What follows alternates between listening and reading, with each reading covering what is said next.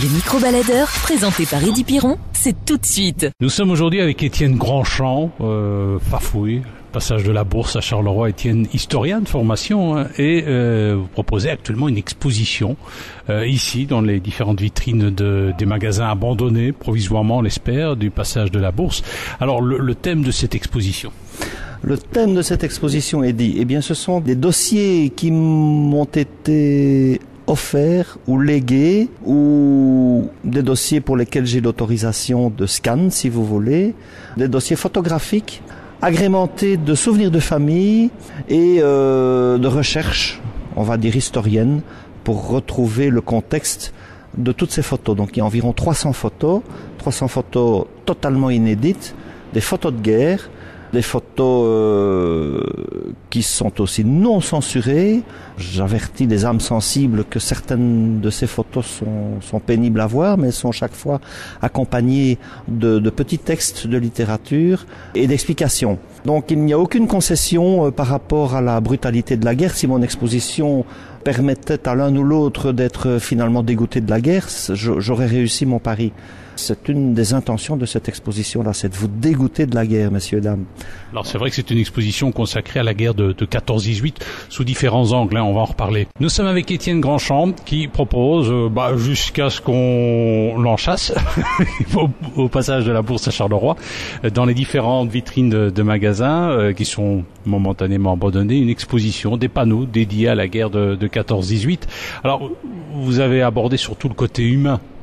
Oui, tout à fait. Je voulais éviter les clichés rabâchés en quelque sorte pour l'instant de ce centenaire de la guerre 14. Donc chez moi, il y aura évidemment pas d'explicatif par rapport au traité, par rapport à Guillaume II, par rapport au fonctionnement du canon de 75. Ce sont des choses que je n'aborde pas dans mon expo. Il y en a d'autres qui le font. Oui, bien sûr. Pour le moment, c'est vrai que tout le monde y va de sa petite explication et de sa petite interprétation. Ici, non. Ce sont des photos inédites issues de dossiers privés, des dossiers jamais exploités, des photos tout à fait originales, jamais publiées, de soldats qui ont participé à ce conflit. Nous sommes avec Étienne Grandchamp, historien, responsable de Fafouille, ici au passage de la Bourse. Et vous savez qu'il y a des vitrines abandonnées pour le moment, on est en plein travaux. Alors lui s'est dit, pourquoi ne pas profiter de ces vitrines vides pour faire une exposition, alors de superbes panneaux à découvrir pendant plusieurs semaines, jusqu'à temps qu'on se débarrasse d'Étienne.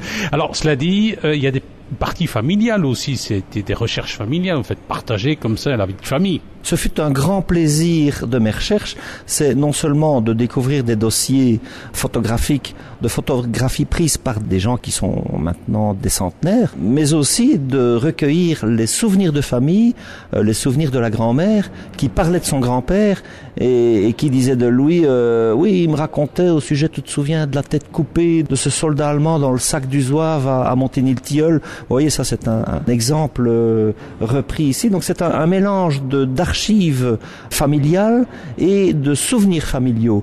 Et c'était pour moi un grand plaisir de commencer un travail de mémoire, un devoir de mémoire en quelque sorte, et de le transformer en plaisir de mémoire. Vous savez, parler avec des personnes âgées, parfois, ces personnes âgées on les délaisse, mais pour finir ce sont des puits de savoir, des puits de sagesse. On abandonne la mémoire orale, c'est vrai. Oui, c'est ça, la mémoire orale c'est quelque chose qui est digne d'être conservé, et n'hésitez pas à aller boire le café avec vos vieux et d'essayer de leur tirer les verres du nez sur leur passé et sur le passé de notre histoire. Pour finir, une histoire européenne, c'est une histoire locale, mais qui pour finir constitue le passé de notre pays, de notre Belgique et de notre Europe. Nous sommes avec Étienne Grandchamp, responsable de Fafouille au passage de la Bourse. Et Étienne, pendant plusieurs semaines, propose une exposition, des panneaux que l'on peut voir dans des vitrines abandonnées pour le moment, dans le cadre des travaux. Alors on a décidé de mettre des panneaux.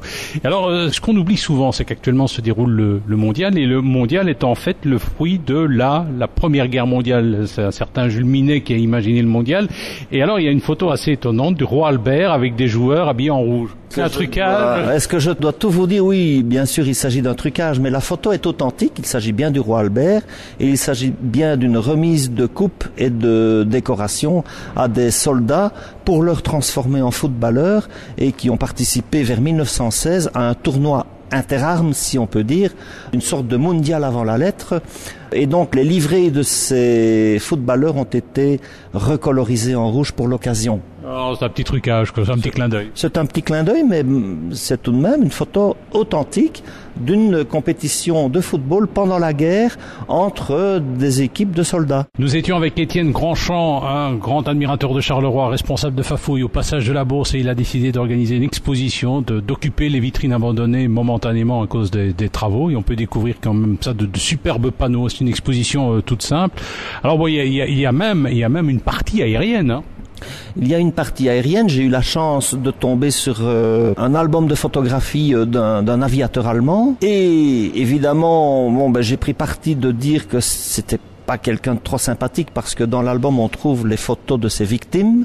Et j'ai compensé, parce que je suis belge et parce que c'était la victoire quand même, c'était le bon camp qui a réussi à damer le pion à l'autre.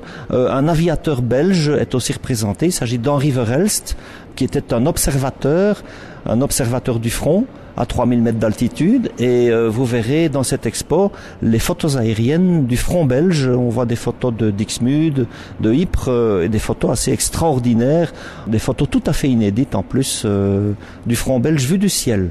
Voilà, c'est donc à découvrir de superbes panneaux, il y en a à peu près une quinzaine, une vingtaine à peu près. C'est gratuit en plus et c'est au passage de la Bourse pendant encore plusieurs jours, voire plusieurs semaines.